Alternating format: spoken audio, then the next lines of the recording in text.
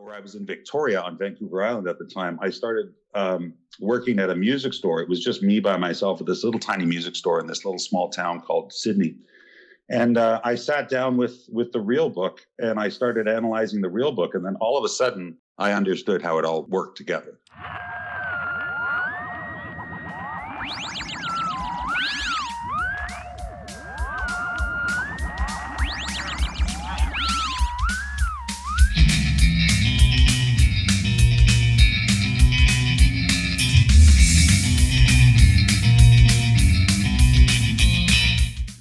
Latest song you did with Georgie just rips. Okay. Yeah, it's funny, you know. We started talking about that record about it's been a while, maybe 4 years ago or so, and he started sending me tracks, and and you know, then it kind of went on the back burner. He had things happen, and I had things happen, and then it started again, and you know, I just sort of would send him tracks, and he would tell me what he would want, and I you know, when I finally, because I didn't hear the mixes or anything, he just released the video, and you know, I grew up as a huge Iron Maiden fan. Same. And I didn't when I did that solo on the tune that he just released, going, that sounds just like Dave Murray from Iron Maiden. I'm sure it was nice to get to actually like cut open like that for a second. It is nice. Yeah. You know, it goes, you know, well, you know, even when I'm playing rockabilly, it's never pure. So I always throw in a little bit of something different, either bebop or metal or something. Yeah. So, that's one of the things that I appreciate about your style is that you'll give nods to genres where needed and where is appropriate, but you're always going to do your own thing. And I'm just curious, when I read that, you know, you did go to school for music. When you very first went into school, what was the stuff that really had a hold of you? And what was the stuff when you came out of school that you were like, okay, now I really like this? Oh, that's interesting, because, you know, when I started, like I started going to, you know, started studying guitar before I went to university. So when I started that, I was really, you know, I was a heavy metal guy, and you know, classical music and heavy metal music back in the 80s were very, very interlinked. Oh yeah, like, yeah, totally. That was the stuff you were into in the beginning, was metal. Oh yeah, I was a metal. Well, more rock. Like, you know, I think once Metallica came out, I wasn't really interested in metal anymore, but I was interested in early British metal and stuff like that. Yeah. But more specifically British metal. That was my thing. It seems. Yeah. Motorhead, Iron Maiden, all that. You got it. Motorhead, Iron Maiden, early, you know, Sabbath, Tigers of Pantang. Oh yeah, and then we can go to Europe and we can go Accept and stuff like that. Yeah. That was my jam. Awesome. So, you know, it seemed like a logical thing to get into classical music, right? So I got into classical music, and then I went to a school of the arts, and then after I finished, that was a continuation of my high school, and then when I got into university, you know, I got into composing. So I was really, really interested in like Stravinsky and Debussy and like the 20th century, early 20th century composers. Mm-hmm. But at the same time, I was in Toronto playing, like I'd started playing in the Toronto music scene when I was 13. So I was playing rock and roll and playing, you know, country bands and roots Americana music. And by the time I got out of university, I was completely done with classical music, and all I wanted to do was play, you know, rock, country and rock and roll. That's all I wanted to do. Yeah.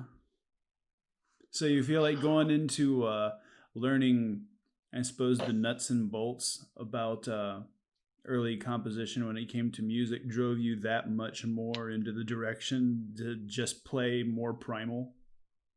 Yeah, I think, you know, well, I started to see, like, when I first applied to get into the composition department, I went in and I went with a very my attitude I had my portfolio of compositions, and I went in with, you know, saying one of the problems with 20th century compositions is that, you know, at this point in the mid 80s, it was very disorienting to the public. So I said the problem with it is that it's gone so far off to the left field that that classical music is becoming an archaic art form, and instantly they rejected me. So the next year, I went in with the exact same portfolio of music. I didn't write one new song or one new composition. And I went in with an elitist attitude, and they let me in before I was even finished my interview. So it was a little disillusioning, but also, at this point, the reason I went to university was really to learn about how music worked. And that was really the most important thing. Yeah. And honestly, I knew all the nuts and bolts and I knew all that stuff, but I couldn't put it into practice. So when I left, and I joined a country band, and then I eventually found my way out west to Vancouver, where I was in Victoria on Vancouver Island at the time. I started working at a music store. It was just me by myself at this little tiny music store in this little small town called Sydney. And I sat down with the real book, and I started analyzing the real book. And then all of a sudden, I understood how it all worked together. Yeah. So yeah. It just took a little time for it to sink in. I felt like I was the same, but in a little more. I had the advantage of technology when it came around to the time that I wanted to learn swing, and could see the backing tracks with the chord charts and that kind of thing, and that really kind of helped me figure out how it all went together, circle of fifths and the like. Mm-hmm. And exactly. Yeah. I know. I wish I had the internet. I tell you, when I was in university, I wish I had the internet. I say the same thing every time, because I started playing guitar when I was like 12, 13 years old. And all I had was like, the Mel Bay book. And then and then once you finish with Mel Bay, you can go pick up like a book of like, your favorite AC/DC record with just like really bad tablature in it that doesn't like match the record at all. Mostly it's wrong, Yeah. Or like you go on like Harmony Central when you finally got the internet, and it was just like, who wrote this? Oh, right. Harmony. I forgot about Harmony. Oh, Central. yeah. Oh, yeah. Oh, man. I forgot about that.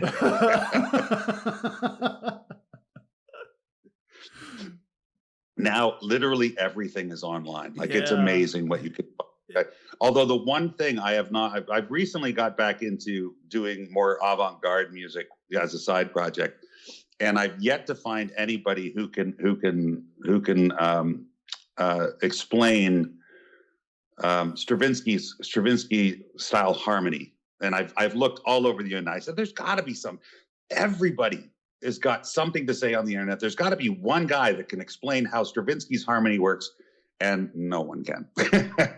Wow. But everything else, if you want to know how to play, whatever. Yeah. I mean, even just backing tracks alone. Could you imagine when you were like 12 years old, first learned your pentatonic scale, and you had a backing track to play along with? Oh my God, that would have been amazing. Yeah, that would have been. Just listening. Listening to like Clapton and crying. Yeah. Well, now I just said, like, I have a lot of students, working on old jazz standards and stuff like that. And I go, well, just, they want to practice. I said, well, you could get yourself iReal book or anything like that. That's perfectly good. Or you can just go online. There's a backing track for almost every song out there in almost any style. That's the most amazing part about it, is that just for a moment, you get to do your worst imitation of your favorite guitar hero. And you can just loop it and nobody cares. That's right. This is just for you, baby. It's just for you. You don't got to ask three buddies to come over and do a shuffle in G for like 3.5 hours. I know. It's amazing. And yeah, exactly. And the one thing I wish you could do with like on YouTube backing tracks is to be, maybe you can, I don't know, but I like working on passages. Like if I'm working on a 4-bar passage in a larger piece, I'll just loop that passage, right? So I'll make up either a Logic project or I'll do it on iReal book, and I'll just play 4 bars of a song, and I'll just work on those 4 bars.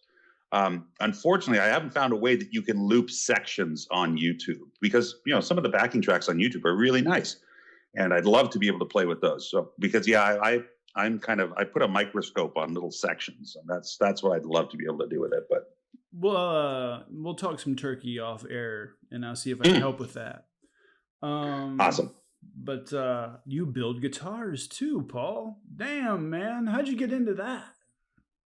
Well, yeah, I started. I think I was probably in grade 7 when I asked my woodshop teacher if I could build a guitar, and he didn't know how a guitar was built, and I still have it somewhere in Toronto, and it is the worst guitar. Like, because I know how you build a guitar. He didn't know how to build a guitar, so we made this guitar, and it was like, this is terrible. But then, when I was in high school, the guitars that I wanted, because I was a metal guy, I couldn't afford. So what I would do is I started buying other guitars that I could afford, and I would start modding them. So I was early in modding. I started modding guitars when I was probably about 14 or 15.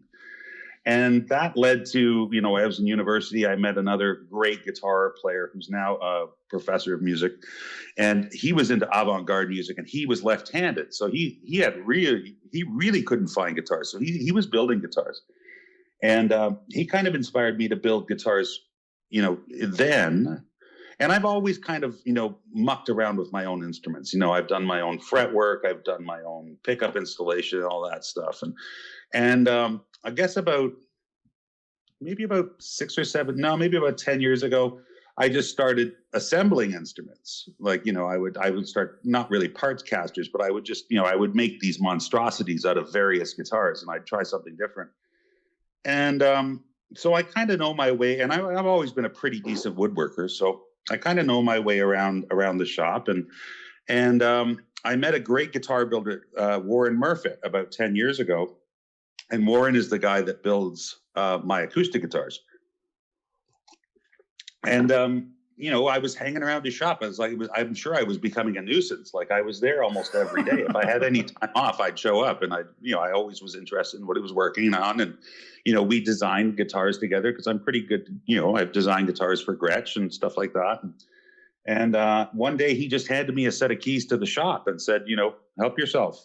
So I just started, I thought, well, what else am I going to do? Like, especially, it really kicked into high gear at the beginning of the pandemic. I didn't really have a lot to do. So I just started buying planks of wood and getting out a sketch pad and deciding what I wanted and what kind of instrument I wanted to make. I didn't really want to make anything that anybody else had done. So I designed my own guitars, and it's been really fun. I've learned a lot over the last, really the last 3 years. It's been a big learning curve. But surprisingly, now my wife and I bought a piece of property just on the Sunshine Coast, which is just a ferry ride away from Vancouver. And when we bought the property, there was this big, huge slab of cedar that previous owners were using for a step. And I said, well, that's not a step, that's a guitar. So I grabbed my property, my wood. So I took that piece of wood and I let it dry out as is. And and then and surprisingly, when I measured it up, when I squared it all out and everything, I go, okay, this is only big enough for a Telecaster. So right now I am actually making 6 Telecasters simultaneously. Oh, fantastic. That's my favorite. I mean, there's something about a Telecaster, especially a Telecaster with a C-shaped neck. Yeah, well, I'm doing. I'm a big fan of 1955 Telecasters. Mm-hmm. That's my favorite, which has what's called a boat neck, and the boat neck is 1 inch at the nut and 1 inch at the final fret. There's no slant on it at all. It's completely straight. And it's got a slight V to it. So I'm going to be doing that. So they're going to be very big necks. I like a big neck Telecaster. Yeah, that big baseball bat feeling. Where it's like, you feel the strings moving on it, and you understand that the strings are moving on it, but it's so bulky that it doesn't feel like that it's happening. That's it, exactly. Yeah. The only difference between like what Fender does now is called their U-neck. So the difference between the U-neck and the boat neck, which Fender doesn't really do, the closest thing they do to a boat neck is called an enhanced V, and it's only on the Brad Paisley models. And the difference between a U and a boat is that the shoulders of the boat neck are slender. So it's actually it's super comfortable to Travis pick on. Oh, in yeah, fact, it's yeah. I got to actually, I guess, for lack of a better word, play, more so just kind of touch and strum the strings that felt like gum, but I got to play the Esquire prototype at Songbirds Museum in Chattanooga. Oh, wow. Yeah, there's a photo of it, and you could see the two employees like staring at me to ensure I'm not going to abscond with it. I don't doubt it at all. I couldn't believe that the strings felt like mush. I mean, there wasn't even a name on the headstock. There was nothing on the headstock. So is that the snakehead or the first 6-in-line prototype? You know, genuinely, Paul, you have that little extra bit of guitar knowledge that I don't have. Oh, was the headstock the same as a normal Fender? Yeah, it was. That's one that I'm actually, one of the Telecasters I'm building is a variation of that. Oh, cool. I'll have to send you the photo of me holding it and the employees looking at me in the most disdainful manner. Because I was there because I was filming a television thing, and it ended up not going through. Sadly, the pilot never happened. And well, you're a lucky man. You got to Songbird, because now that it's gone, I know that is it Well-Strung Guitars that's pretty much dealing in all those instruments, right? Yeah, I mean, there's a vaulted area in the back where I think they even had a Strat in a SG that was made for Hendrix, and just a lot of just treasure trove guitars. And it looked like Mission Impossible, the way they pulled it out from underneath the table, in this case. That's amazing. Outstanding. I couldn't believe it. I was like, you sure I'm allowed to touch this? I'm like, this isn't a joke. You're not just going to arrest me, right? You got to take your chances when you can get them. Oh, man. I just couldn't believe it. But the strings felt like gum. Oh, really, eh? Just old and nasty? I mean, literally like the consistency of chewed gum. Oh, that's horrible. Yeah, it was so weird. It was so weird.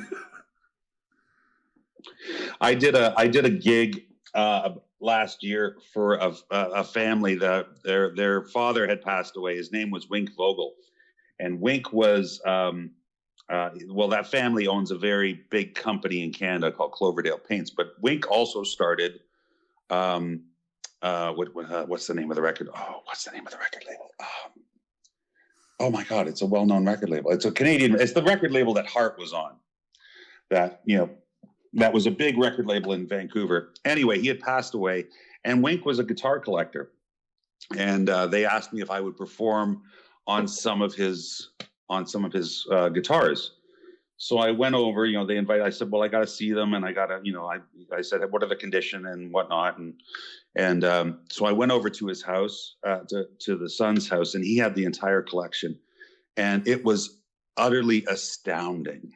Like, the collection was ridiculous. Like, from a broadcaster, a no-caster, a 52 telly.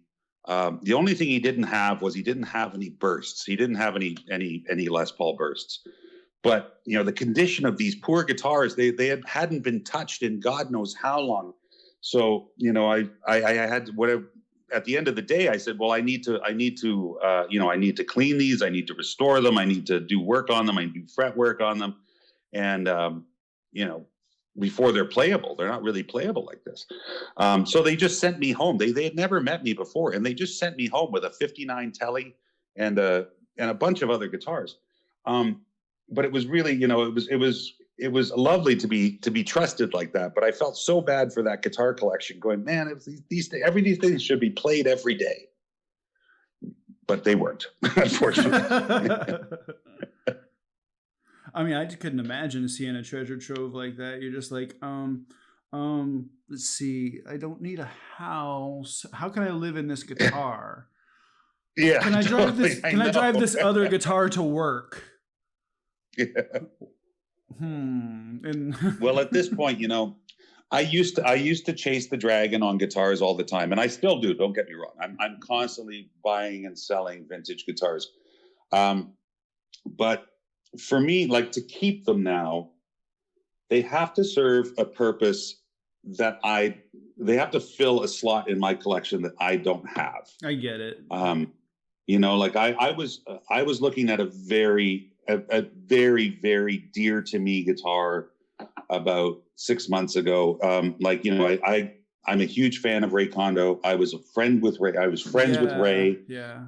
Friends with all the guys that were in the Ricochets.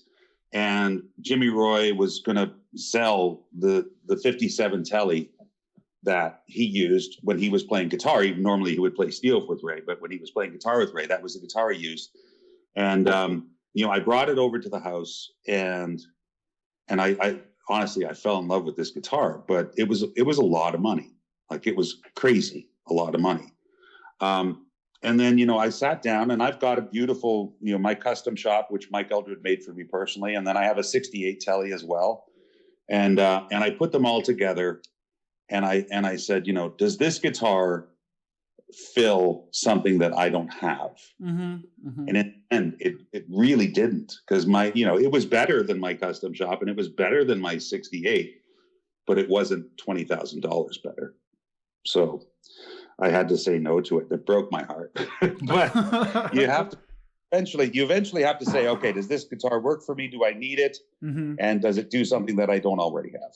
You know, I mean, it's really, really hard to find something that just a Telecaster won't do. And if you genuinely need something that's going to be on the opposite side, you know, there's your Gretches and your Pauls and stuff. And if you need it to be that much more ratty, you get your Telsco out. Absolutely. I recently bought a Wandre Devoli. I got a Wandre BB, and I thought, oh, this is going to be the rattiest, nastiest little guitar. And it wasn't. It sounded like an L5. Oh, which is cool. Don't have an electric L5. Yeah. I have a 31 acoustic L5. But I thought it definitely does something that I don't have. But it was not what I was expecting at all.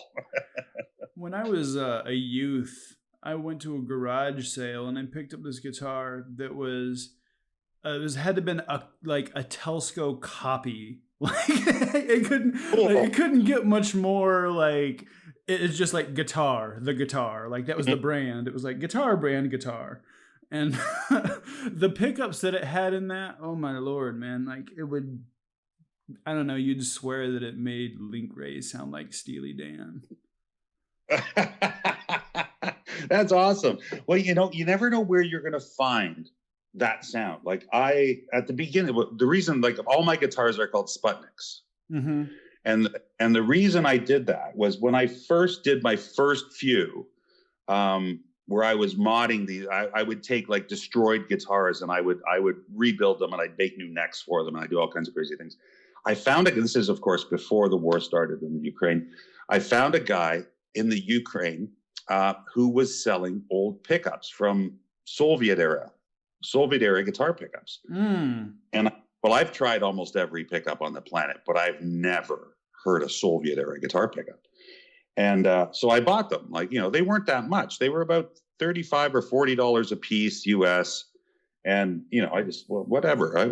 That's not that much. So I bought a bunch of them, and they turned out to be amazing.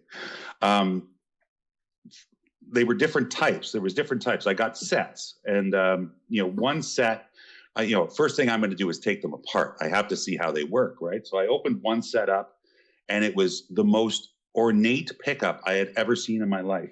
It was 6 individual, tiny little coils that were all wired in series. And I thought, this is so overbuilt. It's insane. And it sounded fantastic. And then I had another one that was obviously made by the same factory, but it was a smaller dimension. And it was the most primitive pickup I'd ever seen. And I ended up keeping those. Those are the ones that I still have them. I'm waiting for a guitar to put them on because they make a harmony stratotone, like, you know, the solid body stratotone sound like a Tiesco. Like these are fat and dirty and just ratty sounding. They're the most awesome pickups I've ever heard. It's so like, you never know where to find them, right? Leave it to Russia. It's like the audio equivalent of what they feed their army. It's like exactly. That's exactly. There's no joy. There's no smoothness. It's just onions and potatoes. That's right. That's right. There's a chicken neck somewhere involved in the meal. You got to share it though with like 3 other people. Oh, that's awesome. Yeah. I'm a big fan of, and I'm always on the lookout. Like I'm always on the lookout for weird pickups like that I've never seen before. I bought a couple of guitars over the last 3 years. Like if I see something that I've never seen before, which I've been doing this since I was a kid. I bought my first 1920s Gibson when I was 18. So, I've seen a lot of instruments and I know a lot of big collectors. And so I've had the chance to play a lot of different stuff. So when I see something I've never seen before, especially if it's homemade, that gets me excited. So I found this guitar on one of the marketplaces here in town, and it was called The Modern, made in Winnipeg, Manitoba. So I had to go buy it. Like I went out and saw it, and I looked at this guitar. You can tell that the guy who built this guitar, we dated it to about 1953, which predates any solid body electric guitars being imported into Canada. They started importing solid body guitars in 1955 into Canada. So this guy obviously saw a bunch of photographs and made a guitar based on photographs. It's got a Les Paul style body. It's got a Telecaster style neck, which is set in the body. It makes no sense how he made this guitar. What's the headstock? The headstock's it's a Telecaster headstock. It's like the Borat guitar. I love it. Oh, everything on this guitar is wrong. But he made the pickup. So, and he made the case. The case is a thing of beauty. Like the guy went all out. Whoever he was, he really knew what he was doing. And I've contacted collectors from Winnipeg. I've contacted the Winnipeg Museum of Music. No one knows where this guitar came from. So I thought, Jason Verlin knows about it from Fretboard Journal. I sent him pictures. He wants me to do an article on it. And then like 6 months ago, I found the matching lap steel. Oh. So this guy had only made, these are the only 2 guitars that this guy has ever made that anybody knows about. And I have them both. Man. And you said the tone is just. Oh, it's beautiful. It's fat. It's wonderful. Like it's not what you would expect because you look at it and go, it's going to be all plinky and thin and weird, but it's really fat and aggressive, and it's really nice. The lap steel, not so much. The lap steel, I think I had a look at the pickup. The lap steel, he didn't make the pickup on. It's an old Rickenbacker pickup from the 30s, and it's not so great. But the guitar, although it's impossible to play, like it's near impossible to play, but it sounds awesome. So it's going to eventually become my slide guitar, I think. Oh, the action is just so high on it that it's impossible to play. No, the action's not too bad, but what he did is he built it because obviously he had seen a photograph of a 52 Les Paul. So he built it with the strings going underneath the bridge. Oh. The neck is probably an inch and 3/4 where it meets the body. Like it's big. Like that's the thickness of the neck. It's crazy big. It's just like, I saw guitar in picture. I make guitar in picture. That's exactly what I think happened. I appreciate that sort of ingenuity. Oh, absolutely. And when I flipped it over, I go, it's routed from the back exactly like a Bigsby. Like the original, like the Merle Travis Bigsby. Yeah, I mean, somebody that doesn't really He know what obviously they're saw doing. photographs. Yeah, for somebody that didn't really know what they were doing, I mean, they were coming pretty close. Mm-hmm. Exactly. And I just bought another I'm such a sucker for this kind of stuff. Like, you know, in fact, the guy that was selling it, I knew the guy that was selling it, even though it was on one of the marketplace sites. And I went over to see this guitar, and he said it was made. It's even, this one's even too bizarre to describe, but it looks like a 61 Carvin, but it's completely hollow. It's built like a Martin on the inside, and everything on this guitar is wrong. But when I went, and of course I bought it because I can't say no to it, because I have to fix it. I have to restore it. I have to make it into something new. I understand. I'm driven that way. But when I went to the guy's house, I said, listen, why didn't you just call me? Because you know I am the only person stupid enough to buy this. And I took it. And now and first thing I did is I took it to the shop and I took it completely apart. I took the fretboard off. I took the neck off. I took everything apart. Basically, I have to start from scratch on this thing. But, you know, it'll be a fun thing. Man, that's so cool. Yeah, there's nothing like finding something that it has bones. That's a good way to put it. It's got good bones. It just needs a little bit of little tweaking, little love here, little love there. It's yeah, you can see that, you can see the beauty in the design, and you know, if the execution wasn't great, that can be fixed. But if the design is good, then the design, all that matters, right? Same concept as when you're, you know, looking for a place, you know, whether it's an apartment or a house or whatnot. You're like, okay, well, the bones are good. All we gotta do is just be able to put some paint on it and that kind of thing. So finding those good bones is the hard part. Exactly. And unique ones, you know, like I'm always looking for unique stuff. You know, I wanted a Wandre since I was about 16 years old, because, you know, well, Wandres, I don't know. Well, probably they're not commonplace anywhere, but, you know, in Europe, there's more Wandres than you would ever find in North America. Like, Wandres are extraordinarily rare here. And, you know, I searched for 40 years to find a Wandre, and I finally got one and it's a wonderful guitar, don't get me wrong, but, you know, is it a functional instrument that I would take to a gig? Probably not. Yeah. But the design is so good. And I mean, you can copy some stuff off of it. I've copied a lot of Wandre stuff on there's little bits of my guitars that have little Wandre influences all over the place. That's very cool. You got a tour coming up, don't you?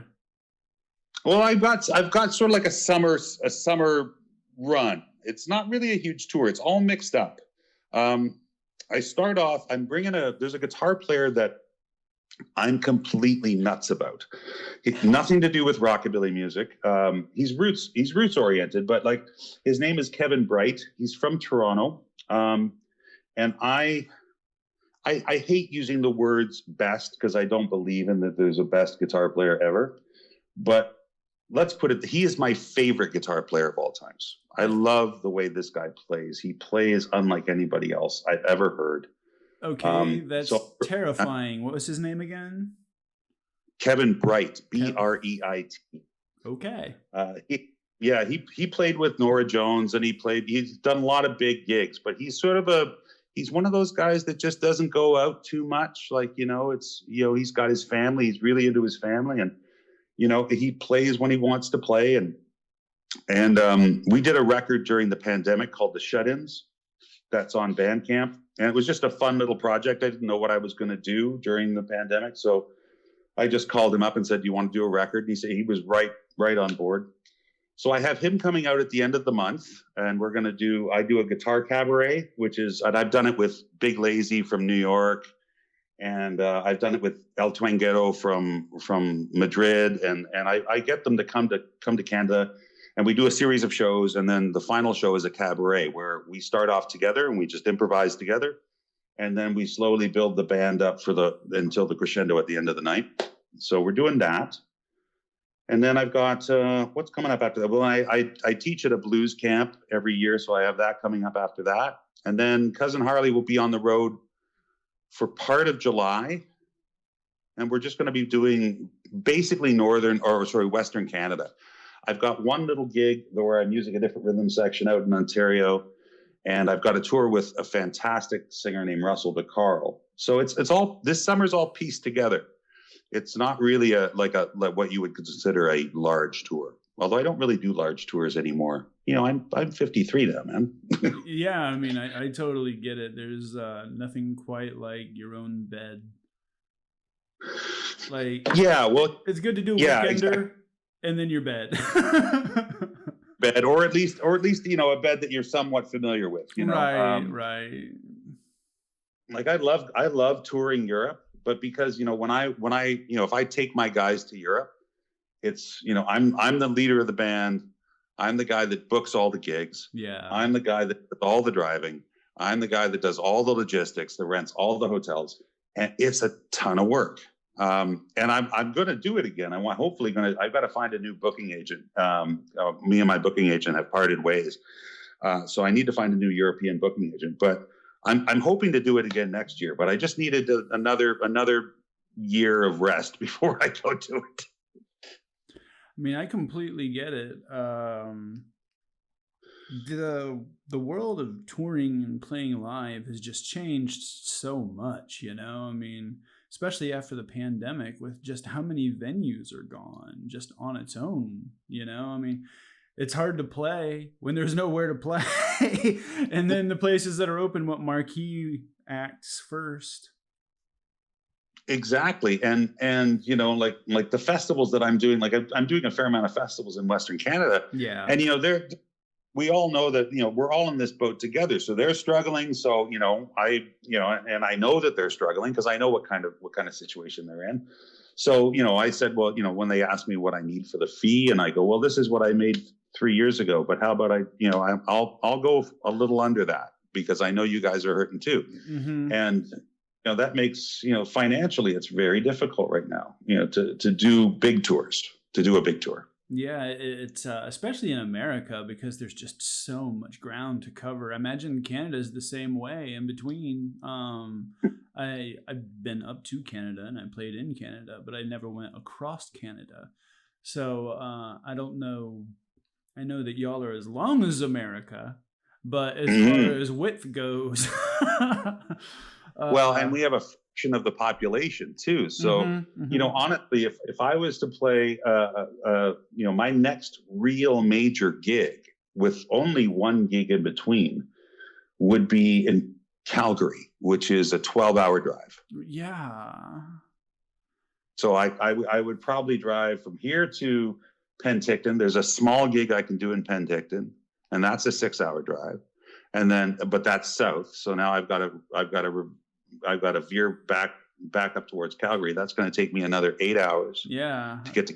Whereas, like, it used to be like, there's a great venue 2 hours away. Exactly. Like touring in Canada is the most daunting thing. You know, that's why I generally just, you know, if I'm going to do it, I fly. It makes sense. Oh yeah. Now, like, this is why, you know, like, you know, Cousin Harley doesn't play that much. We never have. You know, we would go out, we would do little runs, but we would never go across the country, because across the country is, you know, that's a month-long tour. It's quite the undertaking, especially depending on the weather and the seasons. Exactly. And Winnipeg, once you get to Winnipeg to Toronto, which is really your next big gig, is 20 hours. Yeah. And I mean, you're just literally eating your gas is just eating your tour profits. You're just driving just to drive for the sake of driving. Exactly. And it's, you know, I like to work smart. You know, I'd rather work less and make more. Yeah. You know, don't get me wrong. When I was younger and really hungry, I played every gig under the planet. We all did, like Cousin Harley, played all the time.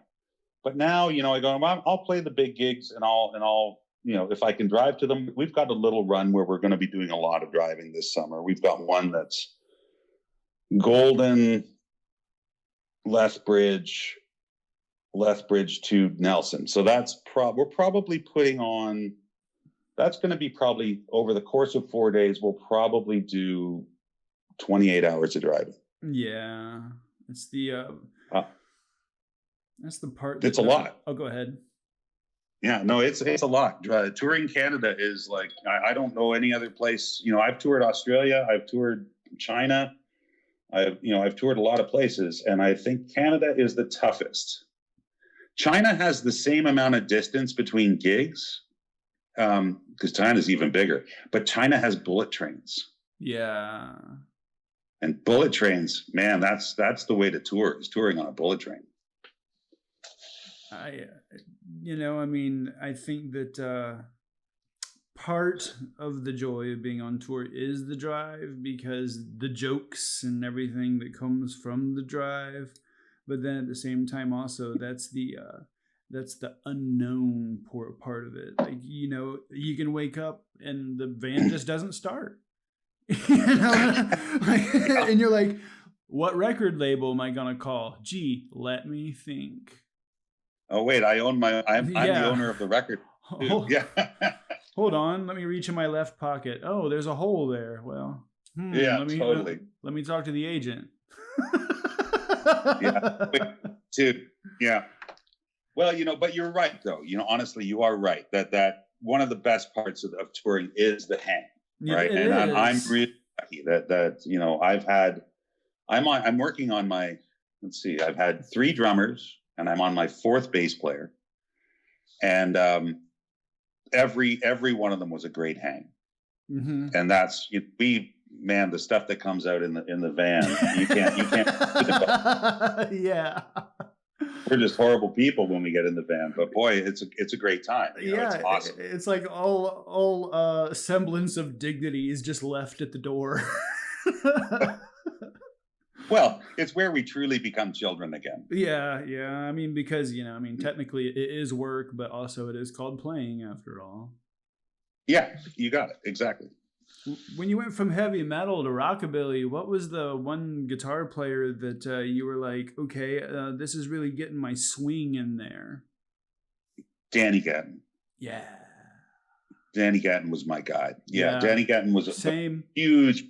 Yeah, when I heard 80, like I sort of got into him. I didn't really know about him. Like I knew who he was when he played with Robert Gordon. Mm-hmm. And that was before the Humbler came out and all that stuff, like just on the records. Chris Spedding was awesome too. But when 88 Elmira Street came out, because I was playing so much country music as well, even though I was playing metal and I was playing country, which is really a strange combination. And then you hear Danny Gatton, who played country like it was metal. Yeah. And I thought, this guy is my guy.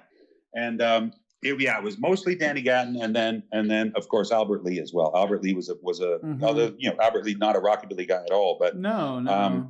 He really got me going. And of course, I listened to Setzer the entire time because Setzer was mainstream and it was awesome. Yeah, It was awesome kind of music on the radio. My wife is like Setzer fan number 1. She has the tattoo even like. Nice. That's why she plays Gretsch is Setzer, and it's amazing. Oh well, there you go. Well, it's amazing how many people he influenced too. Oh, what you was talking about with Danny Gatton, like somebody that actually played roots style music with that fire that metal comes from, was really nice to hear that sort of just the unrestrained, like, okay, this probably doesn't fit here, but I'm going to do it anyway. That's exactly it. He would, there was no rules. There was no limitations to his playing. Like literally, he was one of those guys that is like, same thing with Kevin is if you can think it, you can play it. Yeah.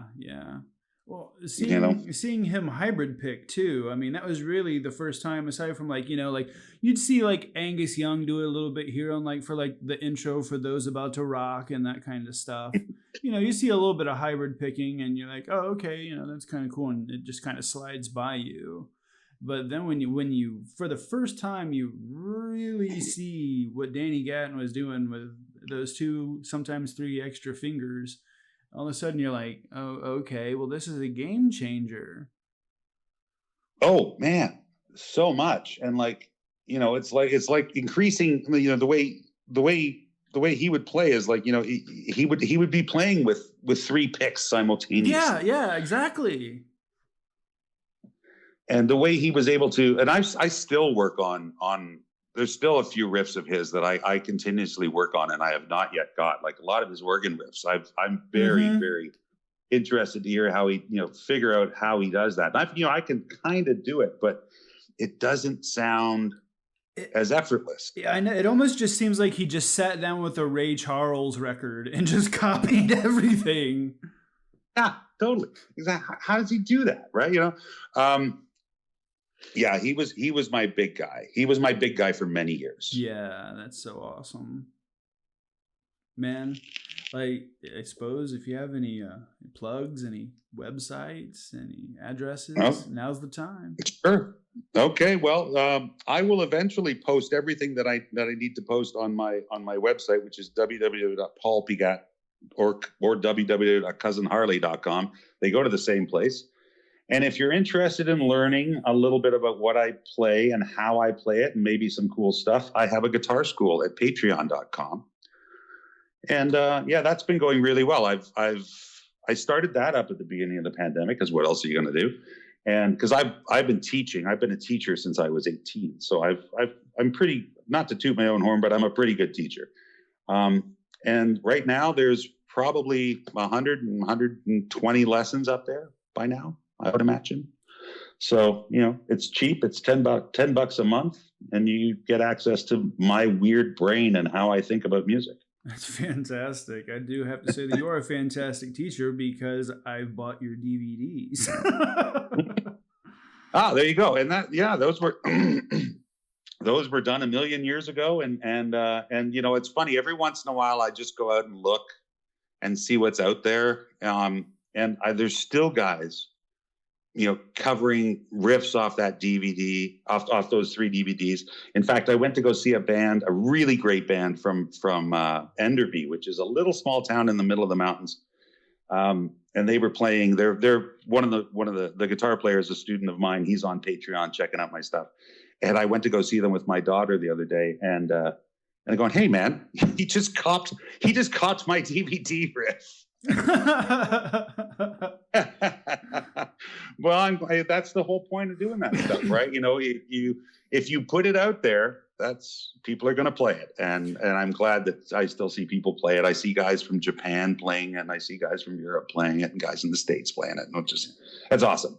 Yeah, and ironically, later on this week, there'll be a guest that I'll be posting. My friend Aaron, amazing dude that I was in the Navy with. He now owns his own barbershop and whatnot. But going back to your DVD, I let him borrow it, and he was learning that very first intro lick. And I swear to God, because as music is, you have to learn it, you have to work it over and over and over. Like, his wife wanted to kill him.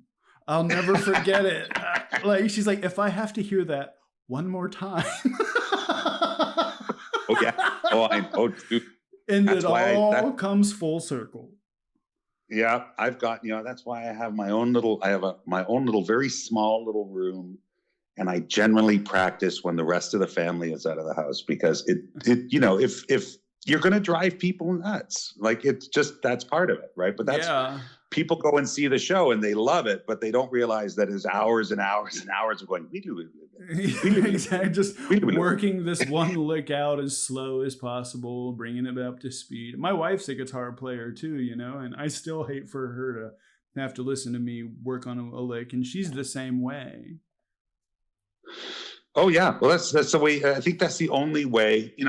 Most of us are going to learn. Some people have something wired in their brain where they can just hear something and play it. And I wish I was one of those people. I'm not one of those people. I just have to sit down and do it. And I've driven a lot of people crazy. I have. Yeah. I've driven myself crazy. We have this this mantra that we're certain that headphones is what saves marriages. That's a good way. That's a very good thing. Yeah, totally. Because we're heading into this.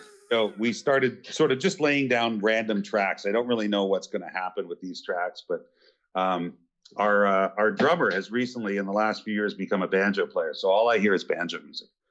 So, Oh, that's so and much I've been a huge, treble. oh yeah, I've always put banjo runs in my music, right? Mm-hmm. There's always tons of banjo stuff in my music, Yeah. so it's been getting more and more banjo oriented. So, I've been working on this tune that we're going to record tomorrow, and like I've been playing this riff for a month, and I still don't have it. So, oh, it's the hopefully worst. tomorrow. And then one day you get it down perfectly, and you're like, okay, I've done it once. If I can do it once. Do it once, I can do it again. My teacher always had, I studied with a guy named Ellie Kastner, who was the guy that brought classical guitar to Canada. And he studied with Segovia in Seville. And Woo! and yeah, he was really important to me. And Ellie had a thing. First of all, he would make you play the last bar of the song first, because most people start at the beginning, and then somewhere they're going to make a mistake, and they're going to go back to the beginning, and then they're going to go that way, right? And then the problem is you never really learn the end of the song properly. So he would always make me do the end of the song first, and then his thing was if you played a passage that you were working on that was difficult, you would have to play it 3 times in a row. And if you couldn't play it 3 times in a row, you would go 10 beats down on the metronome. Okay. And then once you got it 3 times in a row, then you could start increasing the speed. I think that is a fantastic practice tip for anybody listening. It's the best way to learn, it really is, because you can do it once. Once is chance. 2 is lucky. 3, you've got it. But if you do it 2 and you mess up, you got to turn down the metronome and start again. Start all over. Exactly. Paul, thank you so much for coming on. This has been amazing. It's been my pleasure. Thanks, man. It's been my pleasure. And I wish you all the best and safe travels. And man, I can't wait to hear this new stuff. Thanks. Well, I'm hoping it's out by the fall. I'll be looking forward to it.